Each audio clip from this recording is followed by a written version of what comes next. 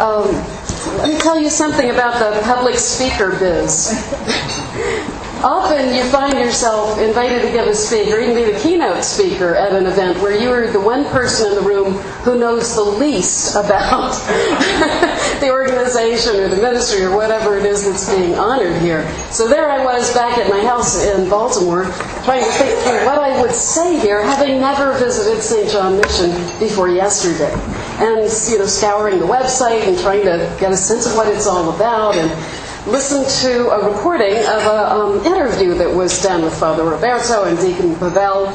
And one of the things that the deacon said struck me as interesting. He was talking about the Live Theology School, where people can come and work here and learn here and read books and basically study and equip themselves over a course of a year for this sort of a ministry, for this particularly distinctive kind of ministry. And he said one of the 4 elements of the Live Theology year is liturgy. And that surprised me, because you don't often think of ministry to street people, ministry to the poor, and worship. It doesn't necessarily go together. So I began thinking about that. What is it about worship that might be distinctive? And what kept coming to mind was the concept of beauty. That beauty has power. It has a mysterious power that we don't quite understand, but it has a sort of a healing power. And it is attractive, that it draws people. I'm standing here with my back to this very beautiful chapel. We have the narthex, so to speak, here, this gathering room, which is itself breathtaking. When I first came in and I saw all the icons on the wall and the great care with which it has been decorated, and then to progress further into the chapel itself and to see the icons and the beauty of that room. So I thought, well, maybe I'll talk about liturgy and beauty and the role of beauty. And so I was very gratified to look at the brochure tonight and read, "We look beyond what the poor lack and instead look to the unique gifts and beauty of each person." And then listening tonight, Presbytera Maria said, talked about this beautiful oasis the first time she visited St. John Mission, this beautiful oasis. And Dr. Mary said it was a combination, a juxtaposition of grinding, unglamorous poverty. It's where it met the glory of God. And this, which used to be a boarding house, is now a home, and it is a beautiful place. So I see some resonance there with this concept of beauty. And for Orthodox Christians, of course, we lavish beauty on our worship. Beauty is a very significant and important part of our worship. So what about, why though? What is the point of beauty? Obviously, in a sense, it's an add-on. It's not a necessary thing. It's that extra mile you go to make something more attractive than it otherwise would be. And I thought about a story that Orthodox Christians love about St. Vladimir, the Prince of Kiev, who in the 10th century had killed his brother, taken the throne, very rough and tough character, and he realized that if he was going to unite this kingdom, that everybody needed to have the same religion. Until that time, they followed a sort of pagan practice. They had many, many idols and many different gods. So he thought it would be strategically useful. He was quite a character. He was the youngest son of his father. His mother was a concubine, so he didn't really have a right to the throne. They killed his brother. Then he wanted to marry a princess, and she despised him because he wasn't highborn, and so he killed her father and kidnapped her. He lived like many Asian princes did. He had 7 wives and 800 concubines. He built temples to his pagan gods, and on those altars he offered human sacrifice, including sacrificing Christians. So if you think about this as a person you might want to bring the gospel to. You've got the 4 spiritual laws, right? Got your living Bible in one hand and you ring the doorbell. So he knew he was needed to get a religion that would unite everybody, and so he invited representatives of Judaism, Christianity, Islam, a lot of different religions to come and make presentations and explain what their religion was all about. And then he picked some envoys and sent them out to visit different countries and see in situ what is the faith like as it is practiced. So the envoys went and visited the Muslims and the Christians in Bulgaria, in Bulgaria, and went a lot of different places. Didn't see anything they particularly liked, and this is why Orthodox Christians love this story. And then they told about Hagia Sophia, the beautiful 6th century cathedral, extravagant building in Constantinople. And they said that, let's see, we knew not whether we were in heaven or on earth, for on earth there is no such splendor or beauty, and we are at a loss to describe it. We only know that God dwells there among humans, and their worship is fairer than the ceremonies of other nations, and we cannot forget that beauty. Every man who has partaken of sweetness will not afterwards accept bitterness, and so we can no longer remain apart from it. So they themselves were converted and determined to become Orthodox Christians, no matter what the prince decided to do. So that's how Russia became a Christian country and an Orthodox country. Prince Vladimir was baptized in the Crimea. All the pagan idols were dragged down from the temples and thrown in the river. There was a wooden idol, and he had them drag it through the streets and had people chase it, hitting it with sticks, just to show that this wooden god was not even strong enough to resist people hitting it with pieces of wood. So he had a very dramatic conversion there, and this faith that spread all through Russia did go very deep and became very strong. We see the fruit of it in the life of Saint Maria of Paris, who's such a representative figure at this church and a dearly beloved patron saint. It sustained the Russian people so well that they lived through 70 years of relentless atheism, in which 20 million Christians died. But as soon as the Iron Curtain fell, the churches were filled with worshipers again. 70 years of teaching that explicitly tried to deny Christianity really had no effect when it was possible for people to worship again. So there's something about the beauty in this worship that I think is a not insignificant factor. Love has something to do with beauty. That beauty opens the heart and disposes the heart to reach forward in love. I don't know how exactly this happens, but it is something that does seem to happen. It's one of the effects of beauty. As I travel and I speak about Orthodox worship and beauty before different audiences, there's some Christians, of course, some people in general, who are very wary of beauty, though. They see it as seductive and possibly leading to idolatry or to worship of beauty. I was being interviewed on NPR a few years ago, and the woman who was the host of the program asked me, but you Orthodox people in your churches, you do all this fancy stuff with the incense and the icons. Doesn't that get in the way? Doesn't that block you from having communion with God? Isn't it a distraction? And I said, if it was your anniversary and your husband took you out to a fine restaurant and there was a white cloth on the table and a glass of wine and violin music and roses, would that distract you from feeling romantic? So, beauty has this power, and it is possible, of course, to have all this beauty and just take it for granted. You can go to church every Sunday and just yawn your way through it and not pay attention. It's possible, but it's not the fault of the church, of course. Just as easily you could read the Bible without paying attention and say the Bible is boring, there's nothing in there. Well, you have to make yourself present to it if you're going to get anything from it. That same married couple could go out to the fancy restaurant, but they're mad at each other, so they never make eye contact and they just shovel the food in. Well, it's not the fault of the restaurant. So it's a matter of what you bring to it. Beauty is not the goal. Beauty is not anything in itself. Love is the goal. But beauty is a delightful and effective way to escort us toward that goal. Even people who resist the use of beauty in worship understand it instinctively when they're planning a wedding.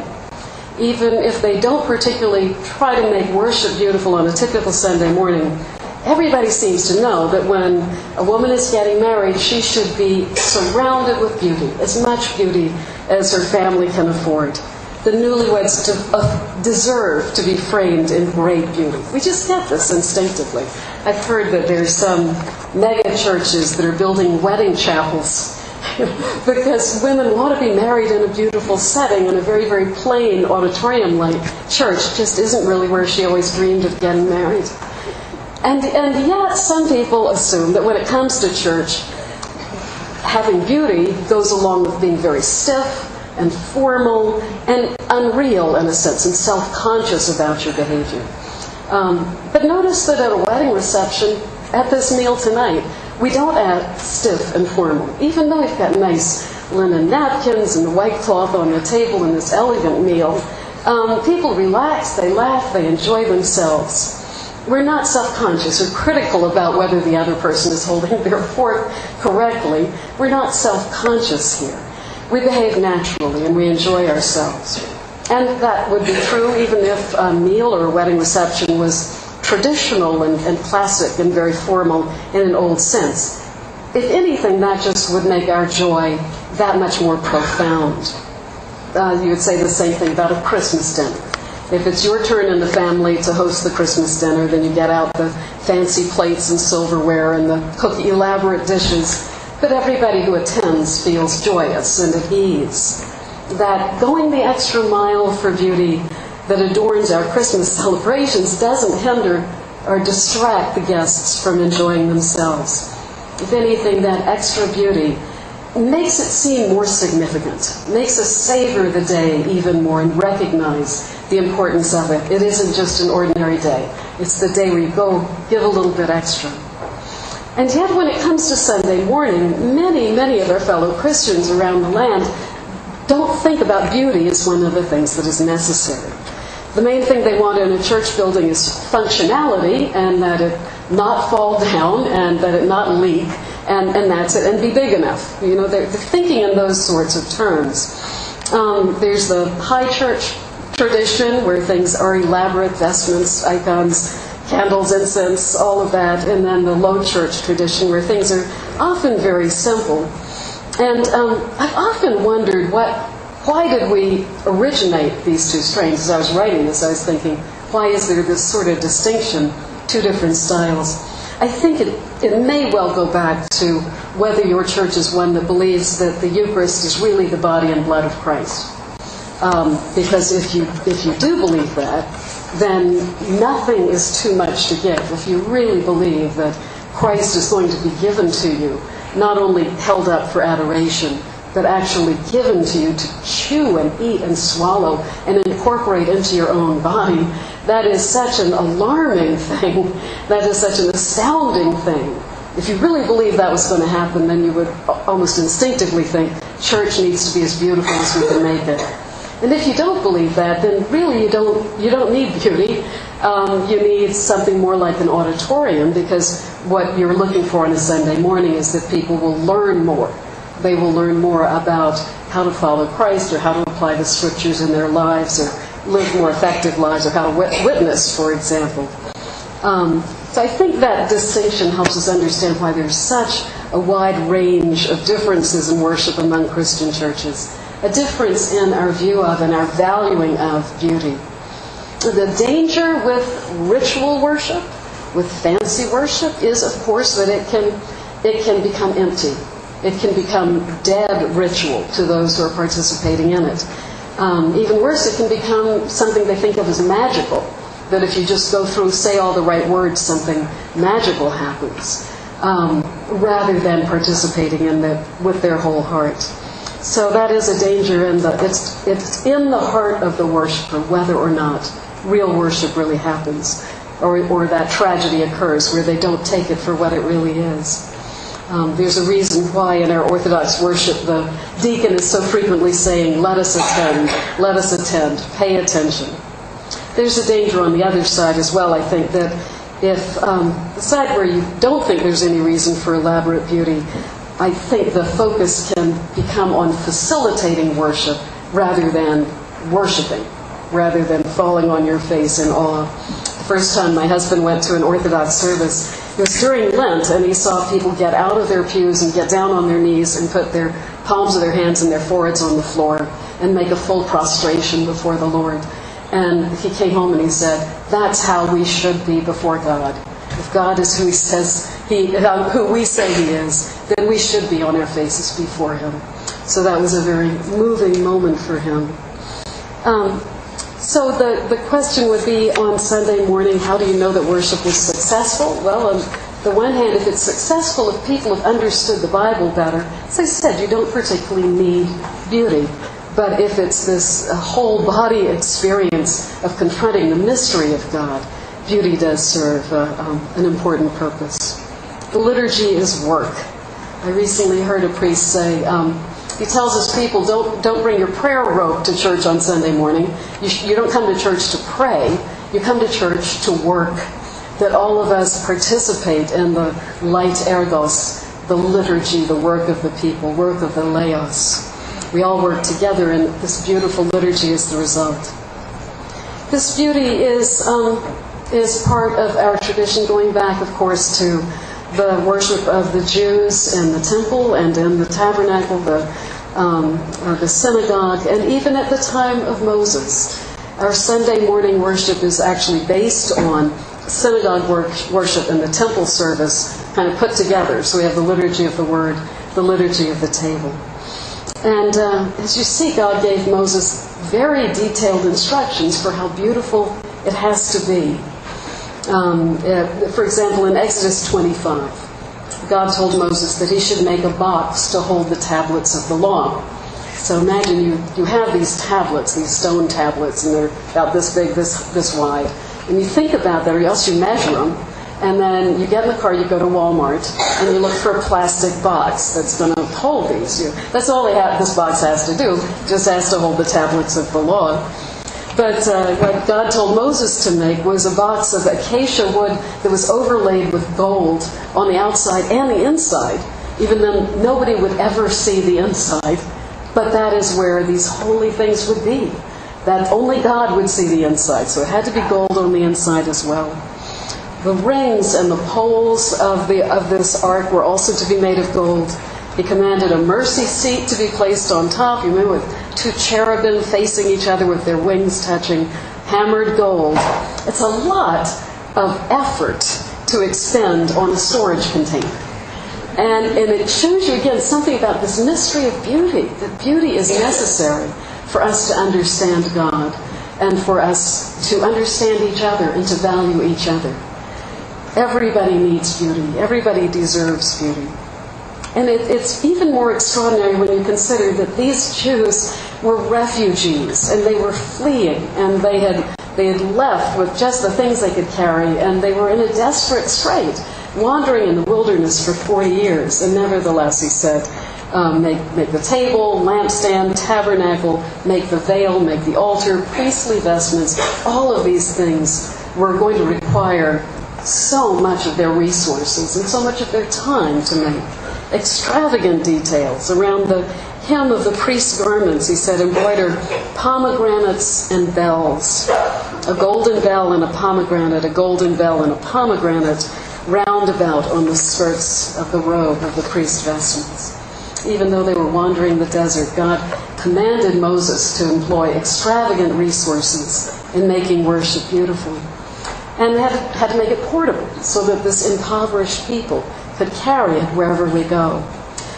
Beauty must mean something. And that is why in our chapel here and in this meeting room as well, where meals are served twice a day, that is why we reach for glory. We try to provide glory. It's not enough just to give paper plates, styrofoam plates, and a paper towel as a napkin. We need to provide for those we serve beauty so they will know they are valued. And so their hearts might open and they will be drawn toward it as well. I think another element is that beauty partakes of mystery. What beauty represents is something that can't be put into words. We sense it with our whole being, but it's not something that we can define. And that is true of our worship as well as we approach to God. It is something so beyond our words, our ability to verbalize. that it requires the mystery of beauty around it in order to enable us to come into it at all.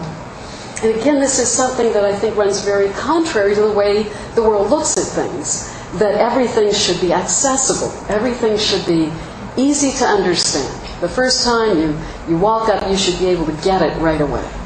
But there are mysteries in building human relationships. When a new person comes into this room, they're coming into a community. In a community, there are so many layers of relationships, so many histories, that it's a complex thing. It's not as simple as handing everybody a cup of coffee, an identical cup of coffee, and sending them back out again. The mystery and complexity of human relationships are beautiful as well, and that is what we invite people to partake of, to participate in, and to become members of when they come through those doors. So I think I criticize and invite you to be skeptical of the impulse in our culture to make everything simple and boiled down to 3 words and accessible. Make room for mystery. Allow there to be mystery. People don't have to understand everything all at once. I think that's especially appropriate in our worship. One of the most consistent roles that religion has served throughout human history is guardian of and contact point for mystery. And I think we make a mistake in trying to make the worship experience as approachable and comprehensible as possible. I think it's a good thing for people to be mystified from time to time, especially when they are encountering the God of ultimate mystery and awe. And even if they don't understand what they see when they first come in the door, they can look at us, they can look at the other worshipers and see that they are treating it with awe and with respect and with love. That's something that, an analogy that I do think of from time to time, that when you can't see something, when you look at something and you don't understand it, what do? Usually you look around at the other people and you see what they're doing. Remember Tertullian said, they say of the Christians, look how they love one another. That's how people knew the Christians, was their love for one another. When I was a kid, I was nearsighted. I'm still nearsighted. But my parents didn't know it for a while. And so a lot of my childhood was spent in frustrating experiences. Like they would say, there's the bird, it's at the top. Do you see it? Do you see the bird up there? Look up there, it's right where I'm pointing. And I would squint, and I'd try to see it, and most of the time I never saw the bird. I would either, say, I still don't forget about it, I'm just not going to see it. Or I would say, oh yeah, I see it now. Okay, can we move on? But I never said, I don't believe you, there is no bird. There's no bird there. I never said that. I trusted them. That if they said there was a bird there, even if I couldn't see it, that they could see it. And I would trust it on their word. I think the same thing happens in worship. When people come through those doors, whether they're coming for fellowship or for a meal or for help, for an ear that will listen to them, a shoulder to cry on, whether they're coming through into the next room of this mission, into the place of worship where they will see us bowing before the Lord, bowing with our foreheads to the floor sometimes, crossing ourselves and raising our voices. They will see things they don't understand. They won't know everybody all at once or how our relationships link together. But by the mercy of God, they will be able to say, they are Christians, look at how they love one another. And in learning this family and this community, as they see the love that spreads among us, they will become initiates into that mystery and become bearers of that love as well. And if they venture into the next room and participate in worship, at first they may just look at us doing these weird things and singing these weird songs and having these, I didn't like icons at all at first, having these sort of dour-looking, threatening pictures, I think was the comment once, about one of the icons of the Virgin Mary. I didn't get it, but I could look around and I could see the ones who do get it, look at their faces, look at the awe, look at the joy, look at they're experiencing something that is so deep. I trust them. I trust that something real is going on here. And it may take me a while to get the hang of it, but it looks like something that I want as well. So I think it's no mistake that the word beauty appears in this in this little brochure here, and that it was in the words both of Dr. Mary and Presbytera Maria. Not something that many people, if you stop somebody on the street and say, describe a mission, a mission to the poor in 5 words, what 5 adjectives would you choose? They probably wouldn't say beautiful. They probably wouldn't say a place of great beauty. But you have made this a place of beauty, and it continues to be beautified day by day by the love that you show each other and the love you show those who walk through the door. And in that way you reflect the beauty of Jesus Christ, your Lord and your leader, the one whom you serve, the one whose feet you wash every time you welcome the poor. Thank you.